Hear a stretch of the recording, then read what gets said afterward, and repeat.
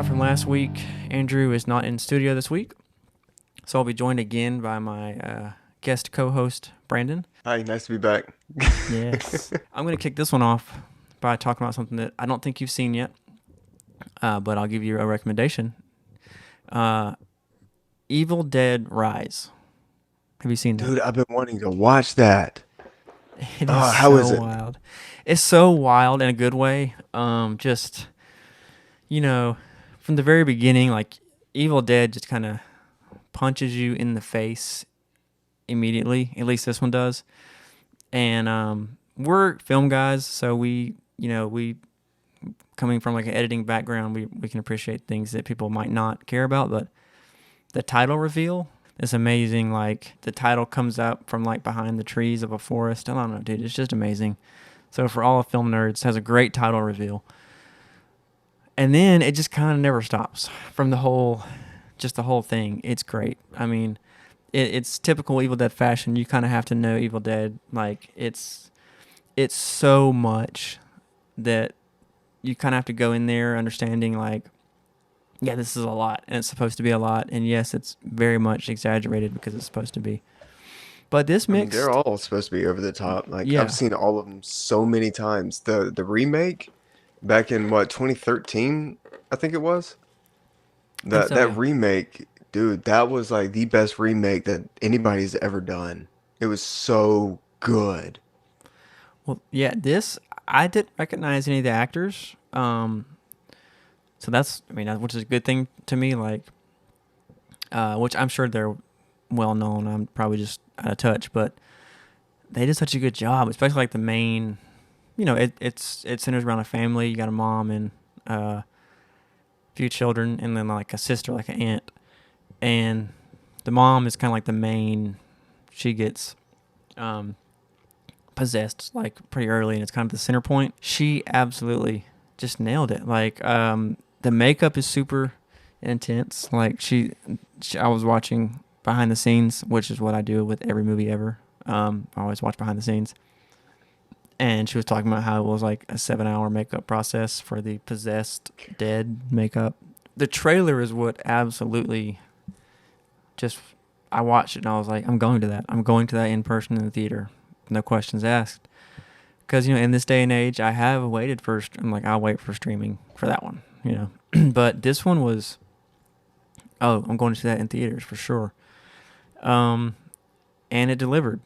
I can't tell you how many times I've been, let down by something that looks so good in the trailer, but you get there and it's like, But that one lived up. It lived up to the trailer. But I can't really handle certain type of gore, like people getting their eyes gouged out or certain things like that. Is this something that I can handle? Let me tell you, dude. Um, as long as you can handle, people taking a getting a cheese grater taken to your calf muscle, or getting your scalp ripped off by your hair. What else was there, man? Tattoo needle to the eye. Oh, dude. Oh, Yeah. okay, swallowing so the glass, tattoo. swallowing glass, and seeing the shards of glass poke out of your throat as they go down. Uh, it's There, just, it's I don't know. My stomach gore factor, it's so weird. Like it handles things so differently. Um, like I can watch certain movies. Like I said, the remake of Evil Dead. Wasn't there a scene where she takes a razor blade and slices her tongue into? Like I could watch that's that for some reason. you can I don't watch know that. why, but I was able to watch that. But in Stranger Things 4, whenever he takes the razor blade to his eye, and whenever he smashes his ankle with the rock, I couldn't watch those. I could not watch those scenes. I don't know why. It just handles things so differently with different stuff. So Some I'm things I can, some things I cannot. I think what does it for me is there's a time at work where I sliced open my finger right here, and it actually sliced down to the tendon, and just having to look at that and deal with the healing process on that kind of messed me up in a way where I can't handle gore like I used to be able to. yeah. Um, and I still have this filmmaker mindset like you do. Like even in my short films, like I'll have gory stuff or have had gory stuff, And I'm like, I can handle this. I'm looking right at it. I know it's fake. And even the stuff on screen, it's like, I know it's fake, but dude, it looks so real. It looks so good that it's just like stomach churning. Yeah, I mean, my brain doesn't make the connection. Like if that, yeah, in real life, I could not work in a hospital. I could not be a nurse, but in a movie, yeah, all day long. I guess my brain just knows. I guess I don't know, but no, in real life though, bones breaking, no thanks. Can't do it. Can't watch those videos where you fall and you can see their leg bend the wrong way. No, can't do It's it. so weird. Like, I'm like, it hurts me. It makes me cringe being able to see that stuff. Like the videos with the bones break and all that stuff. Like, that's something that I am able to stomach and I can watch. Like I said, it makes me cringe hard. Like, I'll look away for a split second, but I can look back at it. I don't know. Maybe it's just like a trauma response whenever it comes to like blood and gore and all that from seeing my own blood Yeah, and gore. that's true. Yeah, if it reminds you of something. See, I've never had that anything like that in my life. Thankfully, somehow I've never. Maybe if I did slice my finger down to the tendon, I would be like much less excited about seeing that in a horror movie. But Evil Dead Rise, you should go see it. I definitely will. I really want to. Just I'm gonna have to watch it with you so you know, so I know whenever it's time for me to cover my eyes, not being like, not being a wimp or anything, but just can't stomach it. Yeah, dude, Evil Dead, right? Yeah, um, but I think you will appreciate the makeup. I don't know if you call it like really a pet peeve, but it's just something that really kind of needs to die off a little bit. Whenever you make a horror movie and you use gore and the shock factor just because, you know, Oh yeah, um, like if there's a reason to use it, like you talking about watching Evil Dead and everything, that has a reason to use it. Not right. don't just use it just because. Like there's some other movies that have come out recently where it's just like a normal movie and all of a sudden then there's a shock factor. And it's like why did you use that? You know, you're using it to get an audience to watch it and talk about your movie, but that's how you talk, have people talk about it for just a little bit and then they quit talking about it because it's just that one little thing. It's not the whole movie in its entirety. Well, I'm about to give us a hard pivot here. I want to transition over to some food talk because I am hungry. When this podcast is done, when I'm done filming this, I'm going to go eat at like 10 o'clock at night. Is there a food habit or like a weird food quirk you think would shock people? I feel like everybody has a guilty food thing, like something weird, like ketchup on steak or something. You got to have something. Ah, Besides, I will say, I go to this man's house a lot when we do film stuff. This dude will let food sit out for a long time and he'll still eat it. I can't do that. I am terrified. I'm terrified of food, dude. An hour. I get nervous at buffets, dude. I'll be like looking at like, you know, are things getting a little crusty up top? Has it been out for a while? I can't do it, man. I can't do that. I can't even do leftovers. I'm a weird person. I think you just hit the nail on the head on that one. I think my weird food thing is like if I have leftovers, I'll eat it up to a week. Yeah, if it's been in the Holy. fridge. If it's been in the fridge, I'll eat it up to a week of me first getting it.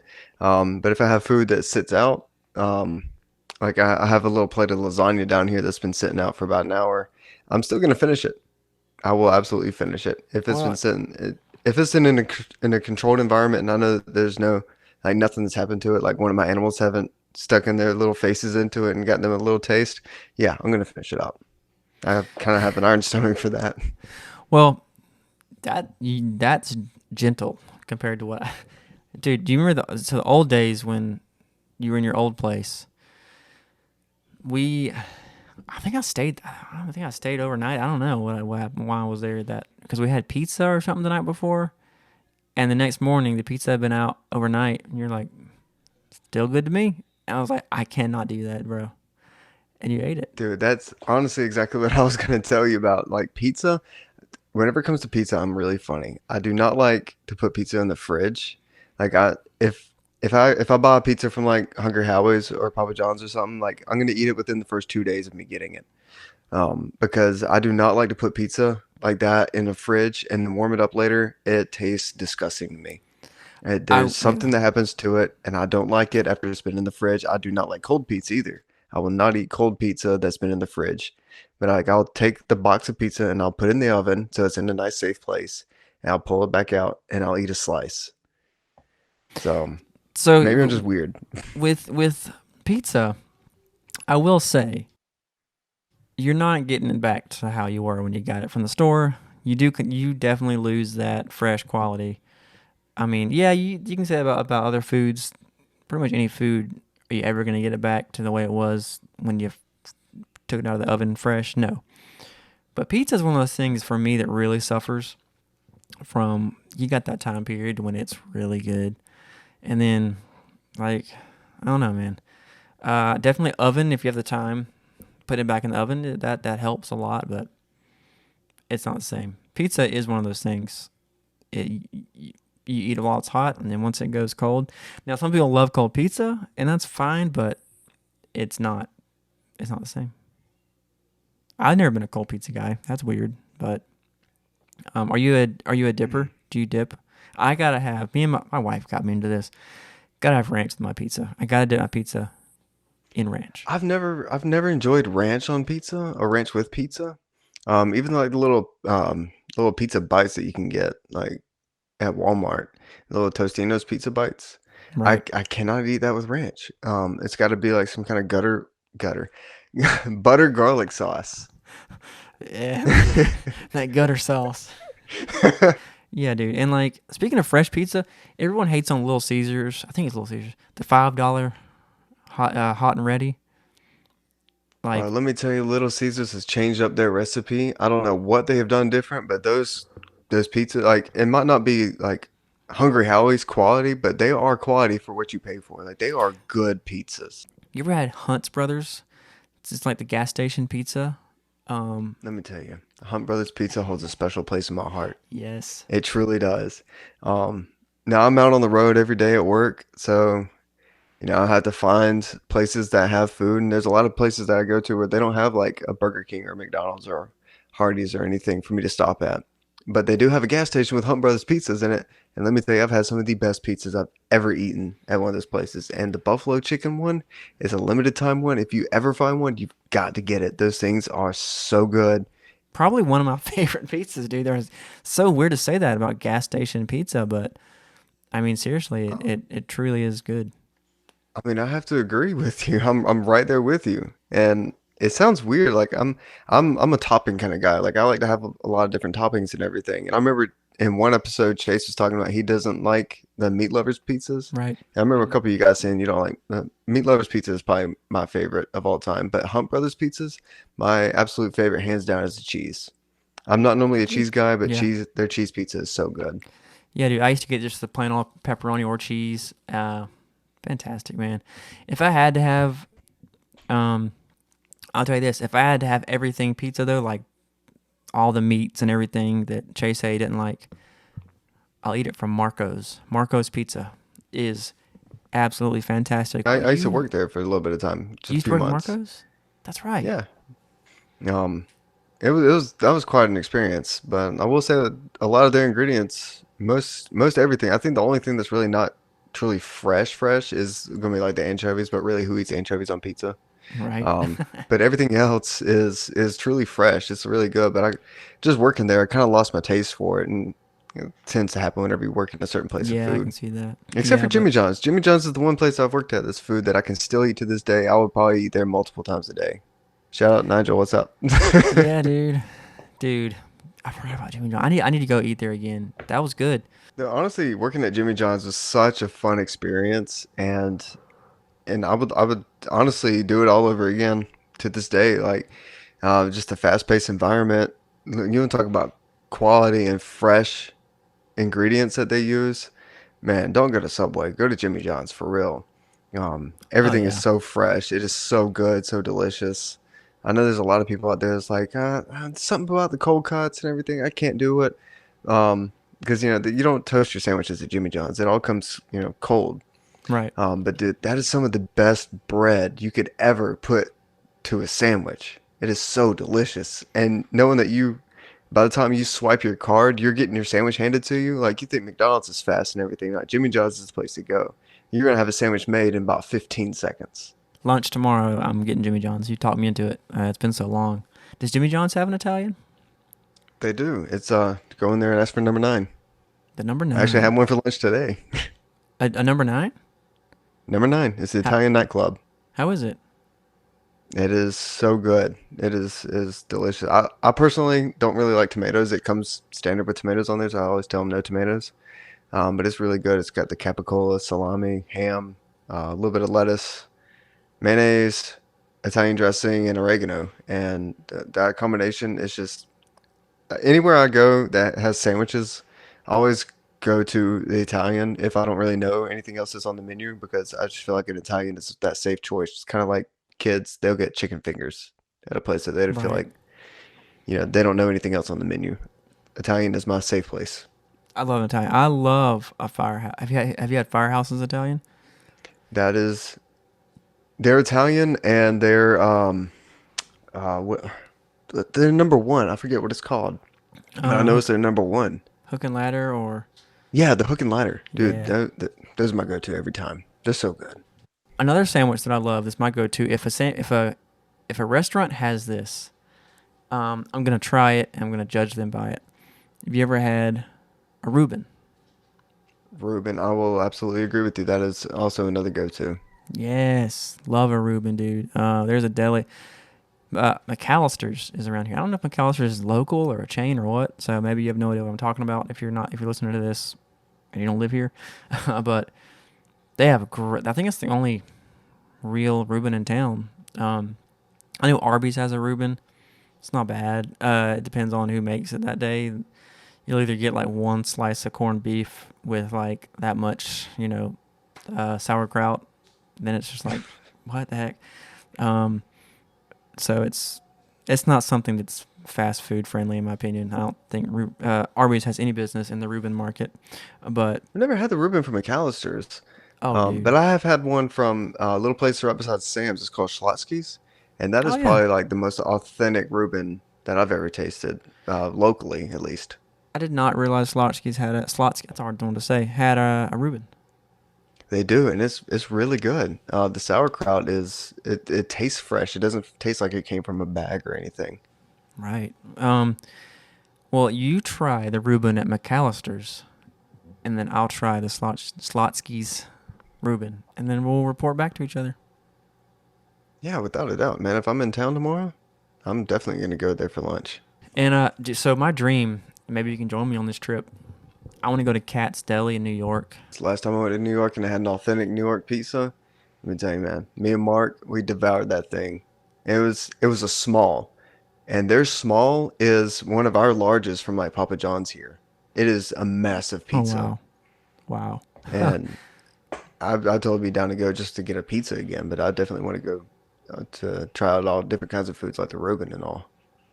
Definitely like a New York trip is in the books for sure. I want to go back to Cat's Deli now that I'm gonna because I've been before to New York, but it was literally a few months post 9/11, uh, where the World Trade Centers was just literally like it was just boarded up while they still cleaned it up behind the scenes, and yeah, it still had flowers and stuff all over the wall for memorials.